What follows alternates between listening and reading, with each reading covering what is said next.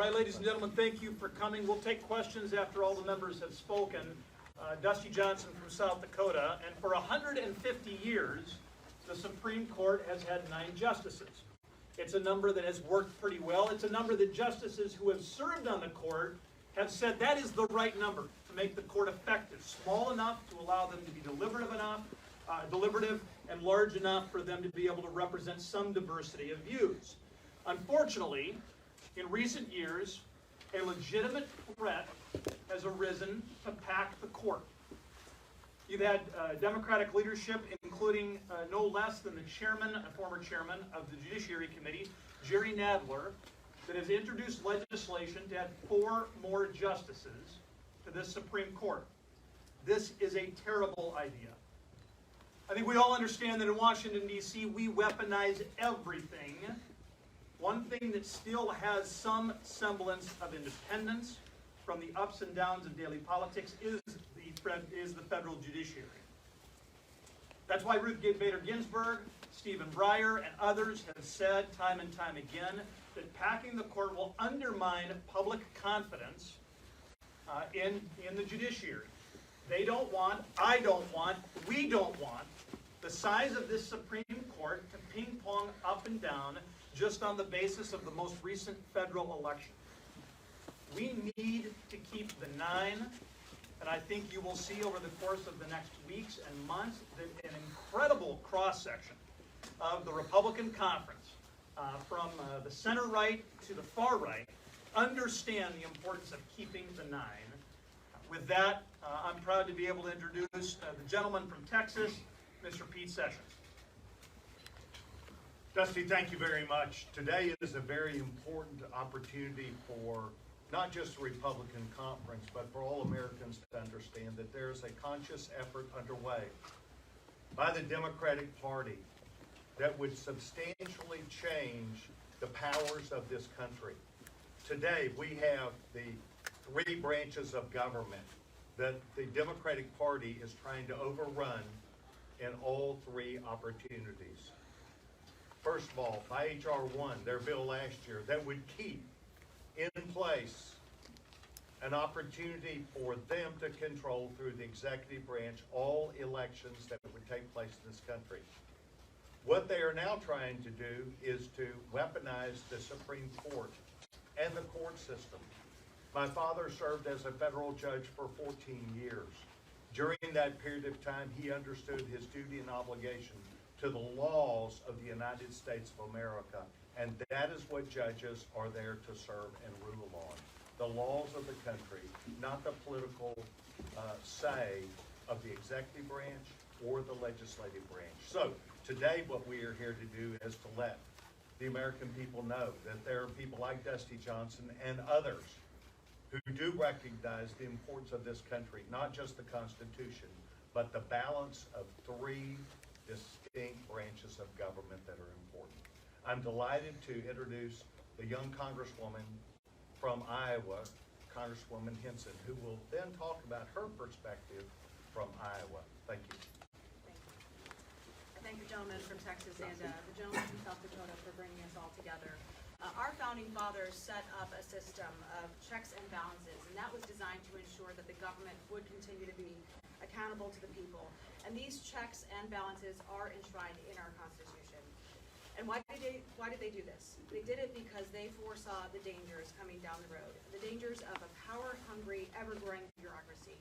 And that is why our founding fathers intentionally created an independent Supreme Court to help protect Iowans and all Americans from the federal government, from the overreach, and from that encroachment on our rights. The Supreme Court does not exist to do partisan bidding. Our 9 justices are entrusted to interpret the Constitution strictly and to rein in abuses of power. But, again, we are hearing these increased calls from those on the left. They want to pack the court with justices that will be activists, justices that will try to legislate from the bench. They will undermine this sacred institution, and they will also undermine our Constitution.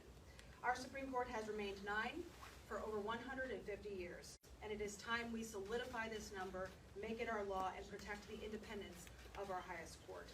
The Supreme Court must stay at 9 justices.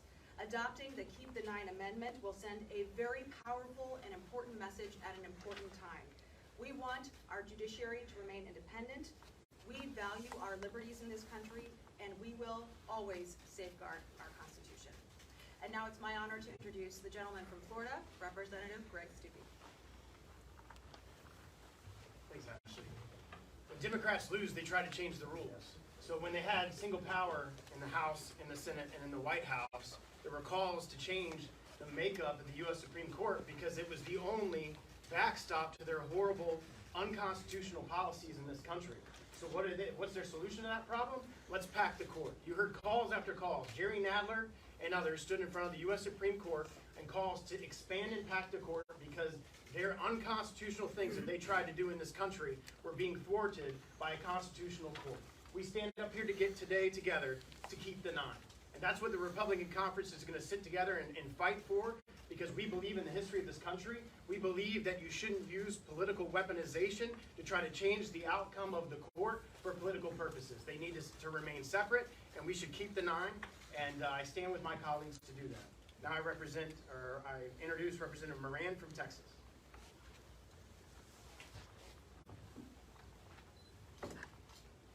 As a former Texas judge, I understand the importance of an impartial and neutral judiciary, one that is protected from the political whims of either party.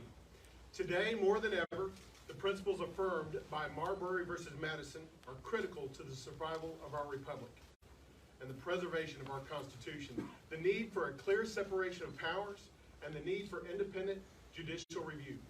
For over 150 years, the Supreme Court has been composed of 9 justices nominated by the President and confirmed by the Senate, working to defend and uphold our Constitution through that independent and impartial judicial review. This numeric stability of these 9 justices has been and remains a critical component to its neutrality. Without action to set in stone the composition of the Supreme Court, that institution will in time become nothing more than the political extension of the other branches of government. Without this amendment, this nation faces the real possibility of political attempts to pack the court, which would undermine the mission of the Supreme Court and erode the very independence that is the primary source of its integrity. We cannot let this happen. I'm proud to stand with Dusty Johnson and my other colleagues to support this constitutional amendment that will keep the Supreme Court bench at 9 justices for as long as this republic stands. Thank you. Now I introduce the Congresswoman from Oklahoma, Stephanie Bice. Thank you, Representative Moran, and I want to thank Dusty Johnson for the opportunity to bring us together today. The Democrats' attempt to pack the court threatens the foundational values of our great nation. Since 1869, there have been 9 justices on the Supreme Court.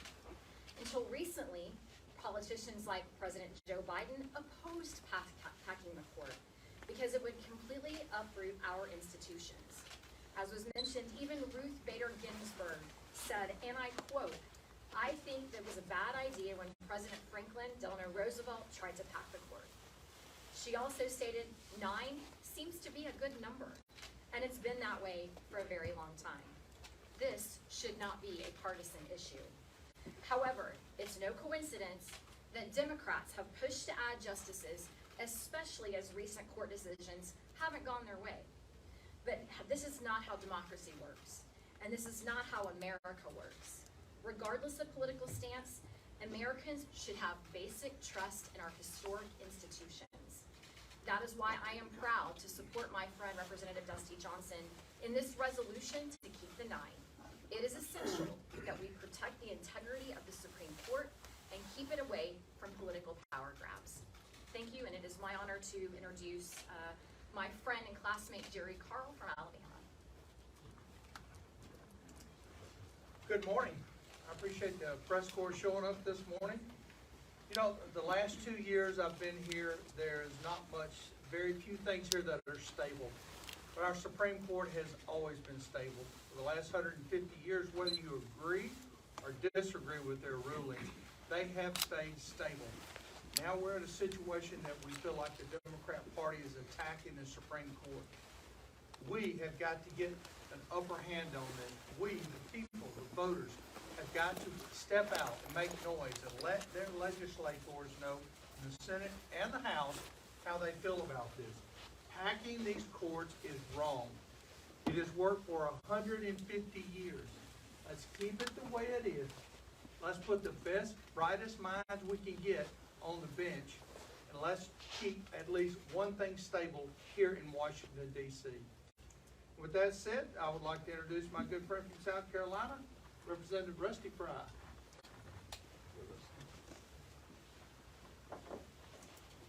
Democrats' efforts to pack the Supreme Court is unprecedented and dangerous. Last year, I was proud to be the lead sponsor of the Keep the Non-resolution in the state of South Carolina General Assembly, and I'm proud to stand here today. You know, for 150 years, our Supreme Court has stood the test of time. It has been a beacon for our country, a stabilizing force. The only attempt to change the court now is only a power grab, and we need to recognize it for what it is. So I'm proud to be part of this great collaboration of congressmen and women, and I think that it is very important that we keep our institutions sacred, that we honor our founding fathers by keeping the court exactly where it is, at 9 justices on the Supreme Court. Thank you, and at this time I welcome Mr. Glenn Brewer.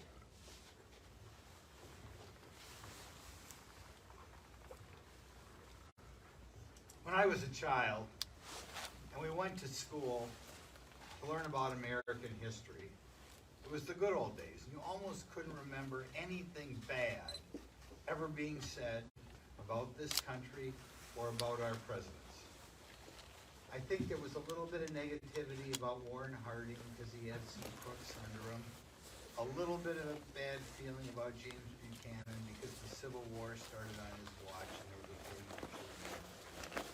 But the one thing I remember, even with my moderate history textbooks from when I was a child, is that Franklin Roosevelt did something horrible when he tried to pack the court.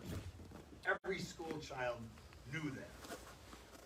Now, last session, there were efforts made to get around the Constitution by adding, I can't remember, it was 3 or 4 toadies to the Supreme Court who didn't respect our wonderful Constitution. And that's why, sadly, a bill has to be introduced today to try to permanently thwart any presidents in the future. And actually, as I understand in the past, this effort was killed by even Joe Biden, because he was maybe a little older than me even. And he knew that Franklin Roosevelt had done something awful by trying to pack the Supreme Court.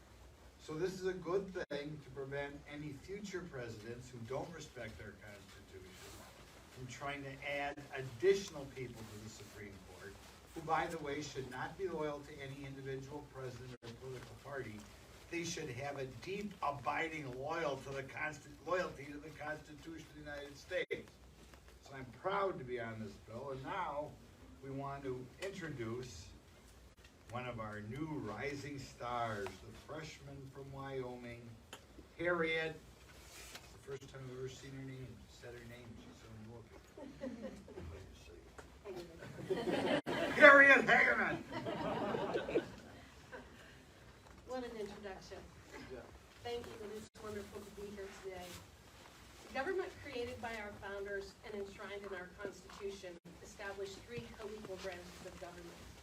Now, because the Democrats have been unsuccessful in pushing their radical agenda through the legislative branch, they want to pack the courts with liberal judges and justices and push their agenda through that way. The Supreme Court has been at 9 members since 1869, and as a co-equal branch, it should not be able to be manipulated by either of the other 2 branches. Because many of our Democrat politicians have called for court packing, it is necessary for us to take this step to enshrine in our Constitution the 9 justices that currently serve. In the 117th Congress, 80% of all Republican members supported the bill, but there was no one on the Democrat side willing to step forward and put their name on it, despite many of them saying that they actually favor exactly what we're doing today. The amendment being sought with this legislation is a simple 13 words. Unlike the monstrous spending bills Congress routinely passes, it is very simple and direct. Quote, the Supreme Court of the United States shall be composed of 9 justices. Polling shows that voters support a keep the Ninth Amendment by a 3-to-1 margin. And 19 state legislatures have also supported this amendment, along with many other organizations. This means that it is an amendment that can actually be adopted, implemented, and enforced. Can you imagine the excitement of actually amending our Constitution for something positive like this? Amending the Constitution is rare and purposely requires great effort. This is an effort worth making, and I'm proud to stand with my colleagues and support the Keep 9 Amendment. And now I am honored to introduce Ralph Norman. Thank you. Thank you, Eric.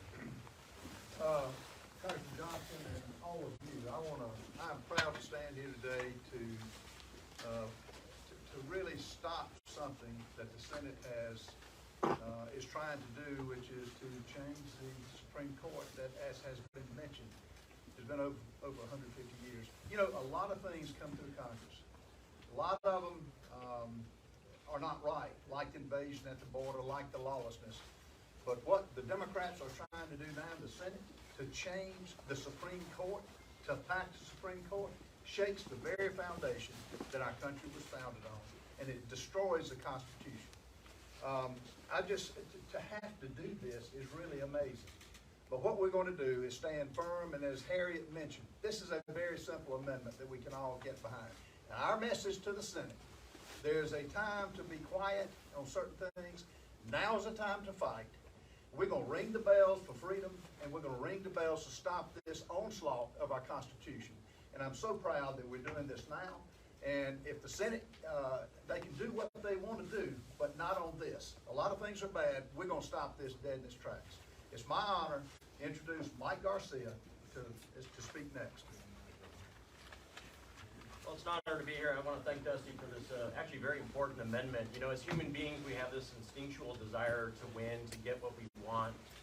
As kids, when we lost, we would ask for a do-over. If we didn't get what we want, we would cry, that's not fair. And that's really all this desire to pack the courts is. This is a continuation of wanting to do things to change the rules so that the Democrats can actually succeed with their agenda.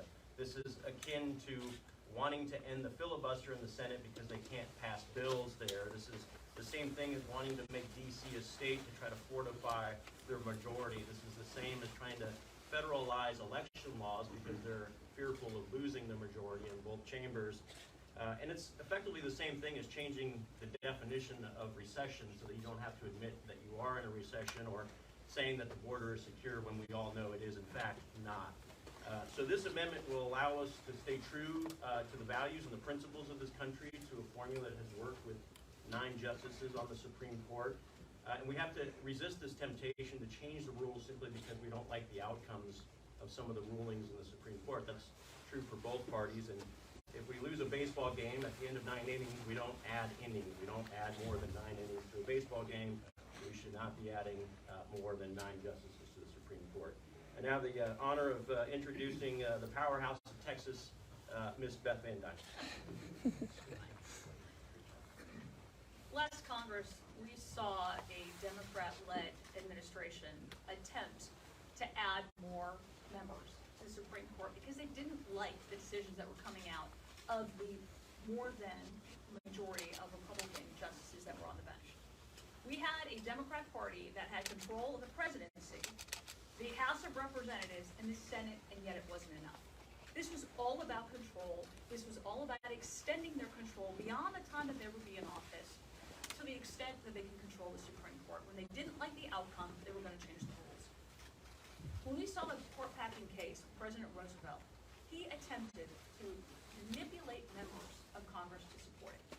Patton Summers was approached and told that he would get a spot on the court if he agreed and helped to push through and whip the votes necessary.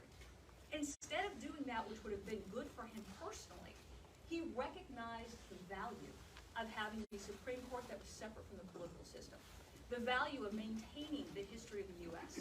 and the basic principles and foundations. And instead of going along to get along, he stood up, he fought it, and he was successful. We need to have more people like that, backbones on both sides of our aisles. It would be wonderful to have our Democrat colleagues up here right now.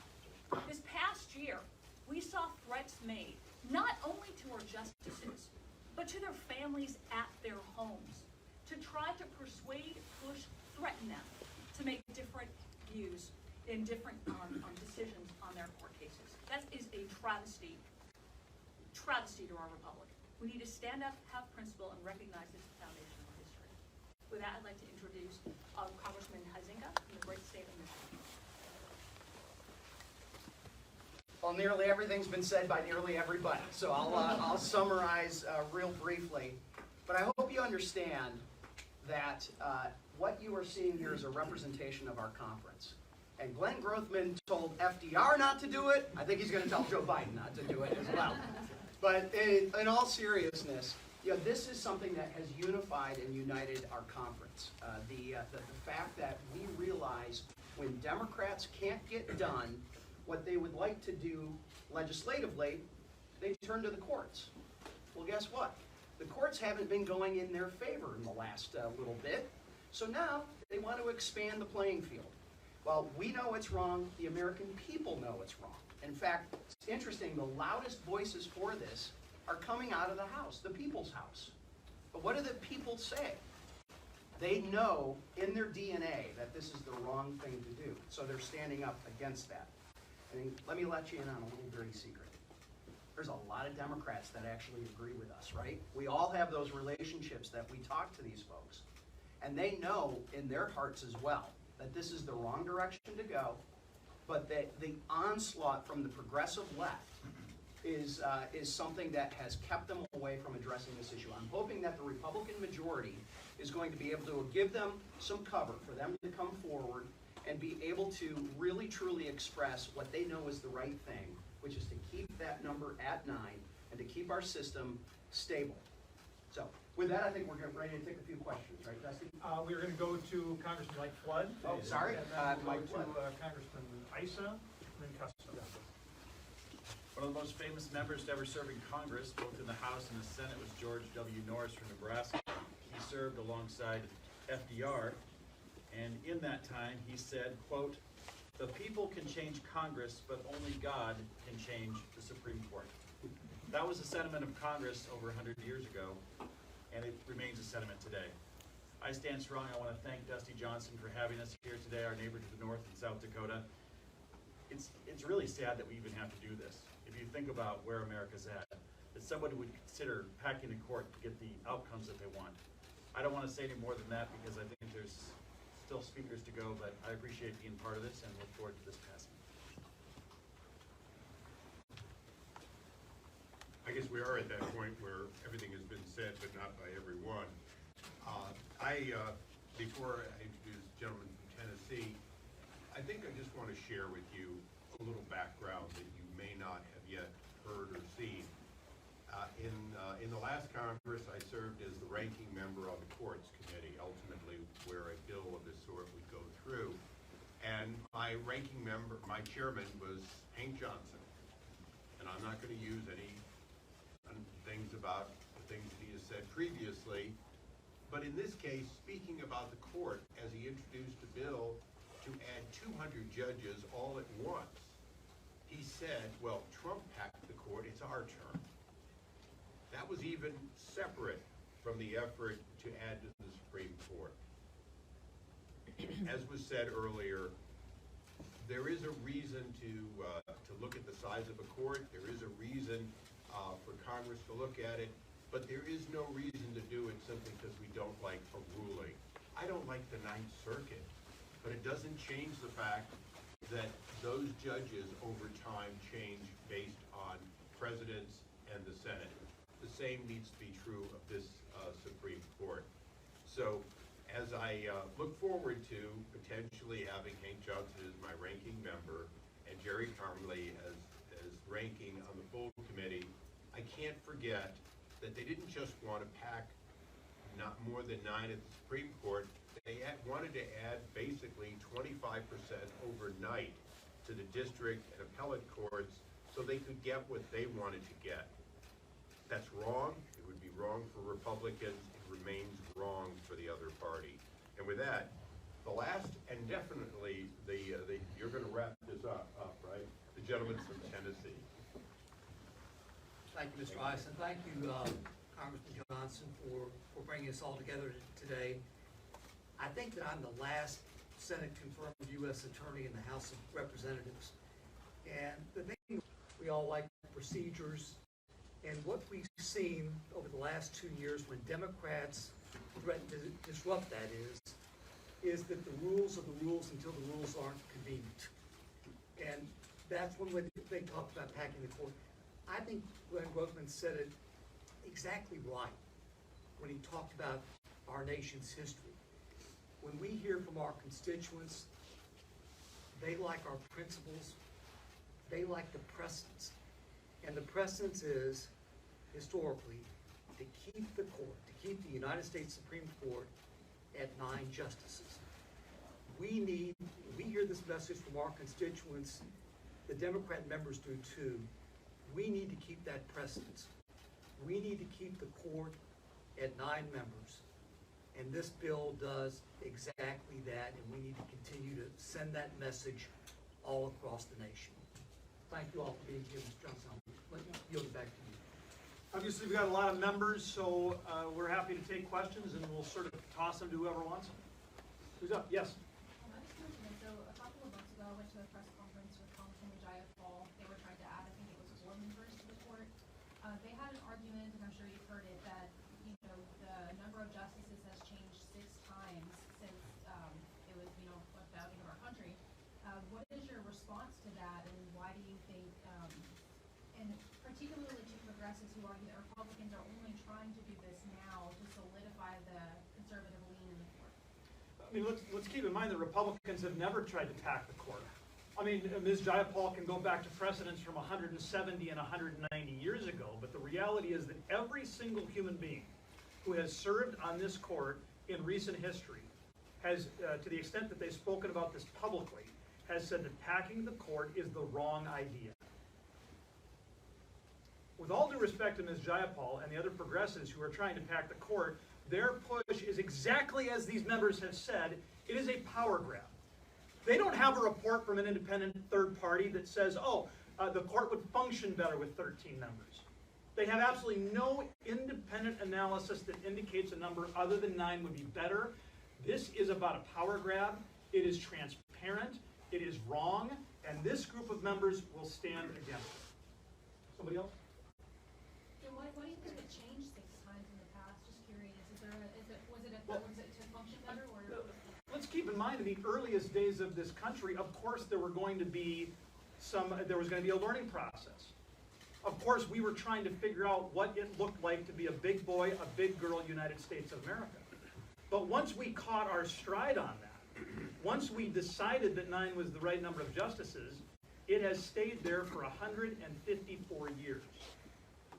And I think there's a very important reason for that, and every member of the Supreme Court who's spoken about this publicly agrees with me and disagrees with Ms. Jayapal. And I'm going to quit answering questions, so others have got to pop in. I'd like to answer it from a technical standpoint. I said in my little short statement that, in fact, we can have that consideration. We have had that consideration over these last 150 years an amazing amount of times. That's the reason that we have all our circuits. When our country was young and George Washington got to pick 7 Supreme Court justices all by himself, and then several of them quit during his 8 years and he had to pick more. So he picked more than any other president will ever get to pick. He literally packed the court by definition. At that time, those justices also sat down like district judges and heard cases. They called it riding circuit. They were essentially the district court, the appellate court, and the Supreme Court. As we evolved and created district courts and appellate courts, we did so to take the workload and the decision process and the appeal process and put it out there. Today we have the equivalent of something like 80 Supreme Court justices. The difference is they're at the 9th, 8th, 7th, 6th circuits. They are there making those decisions. It's the reason that we have functioned very well with 9 justices for more than a century, is that in fact, we made a decision and the justices participated. They don't ride circuit anymore. They, in fact, do the opposite. District judges sit on the appellate court from time to time. And so, as Dusty said, every justice, and for that matter, judges of all stripes, who have looked at this have said, we helped with Congress's acquiescence create a system that works extremely well, and it's not about the Supreme Court. It's about 700 judges, not including all the other Article I judges. So when we look at the court system, I'm happy to have a discussion, and we had a bill in the last Congress that would, over time, increase by 70 judges at the district and the appellate court. That came from a conference that the Chief Justice sits on. He did not ask for more people at the Supreme Court. He did ask, and we offered on a bipartisan, bicameral basis, a change in the court where it needs to happen, and to do it over time so that no one Congress and no one president would automatically increase by 70 or 10% of the court.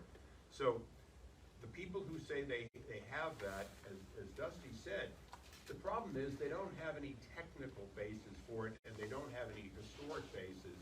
So yes, you're absolutely right, it's changed 6 times. It's actually changed dozens and dozens of times into the system it is today, which functions very well, with the exception that they're a little bit too busy and the caseloads have backed up. But they haven't backed up at the Supreme Court, they backed up at the district court. So, yes. Recent polling shows that the American public's trust in the court is at an all-time low. Do you think passing, a partisan bill supported by Republicans that many argue is to cement a status quo that's favorable to conservatives, do you think that that hurts the perception of the court as not being balanced? Go ahead. Let's flip the coin. Is packing the court with one president on a partisan basis with a partisan Senate going to turn that sentiment around? I don't think so. There is a lot of distrust in various levels of government, local, state, federal, as well as our courts. We've seen this with attacks on the police and law enforcement. So there's a lot of doubt and mistrust. I just don't see how gaming the system and changing it to pack it with, as Darrell was rightly noting, history's inconvenient sometimes, right? And it's inconvenient for them when they're trying to make this argument. And so I would ask the question, if we flip that equation around, how in the world would be adding and literally packing the Supreme Court on a partisan basis somehow going to magically turn that sentiment around? I just don't see that. Anyone else? Okay, questions? Why now? I mean, this is an interesting timing. Are you communicating with the Senate side at all? We were busy on January 3rd, 4th, 5th. Things going on. But in all fairness, we were having this discussion in the minority, Yeah. right? I mean, this isn't a new issue for us. I mean, we were having this discussion 2 years ago when the House of Representatives was in the minority and the Senate was at 50-50. I mean, there was a lot of discussions about that as the new Biden administration was coming in and looking at what had happened with the Trump nominations and the Trump confirmations, and they were very uncomfortable with it because they started seeing a Supreme Court, I would argue, finally returning back to its constitutional roots. And so now, this is not a new effort, but it's going to get some volume. It's going to get some emphasis with us in the majority, and hopefully the Senate will be paying close attention to it. I do believe that they are. Again, as I've said, we all have Democrat friends on the other side of the aisle who kind of quietly will go, "Yeah, this is not a good idea," because they understand that worm turns at some point politically. And you look at what happened in the Senate with the nuclear option on filibuster discussions. You look at what they've done at various levels, and we're seeing some of that happening here in the House of Representatives now. Precedents that Speaker Pelosi had set is now coming back, and they have to live under the same rules and expectations that they created in the last 4 years. Harriet and Beth, you both were stepping forward. Let's go Harriet and Beth. Just very quickly. As someone who's practiced at this level. I actually have practiced before the United States Supreme Court. quite extensively. I've been an attorney for almost 34 years. This isn't something new. The state legislators have been taking this up for several years now. So the fact that we are also pursuing it at the federal level doesn't mean that this is a new idea. As I indicated in my remarks, there's over 19 state legislators that have already adopted a keep the nine type of approach. So it's not anything new. It's just something that we're addressing at this point because it's the Democrats who are talking about packing the court. Well, and I wanted to make sure that was clear. When you say why now, why time, we're not bringing this fight up. We're not saying that this is out of nowhere. This is in direct response to the attack that the Democrats are saying by forming a committee to pack the court by more than 4 members, simply to allow Joe Biden an opportunity to pack the court with 4 very progressive members of the court. That's it. This was not our timing at all. But I think it's really important that when this was first brought up, you did have a number of members of this body that said exactly what you're hearing today. This is not new, but we did not bring this fight. We did not bring this up. We brought this up because you've got Democrats who were not happy enough to have the House, the Senate, and the presidency. They wanted to make sure that they had total control of the courts as well. A follow-up on what she asked, has there been discussion with the Senate about this? Because, I mean, is it gonna get through a Democrat-controlled Senate? Yeah, first I would underline what Bill said, and that is that I have had conversations with Democratic members in the last Congress. And those conversations were maturing, and I thought we were getting to a point where this could become a bipartisan bill. The nomination of Justice Brown Jackson, though, I think created quite a political conversation. It made it frankly more difficult to talk about reform of the Supreme Court in a conceptual way. And as far as the Senate, I have had some conversations with some Senate members. Their sense is, listen, if you guys can get your act together in the House, then we'll take a serious look at it in the Senate.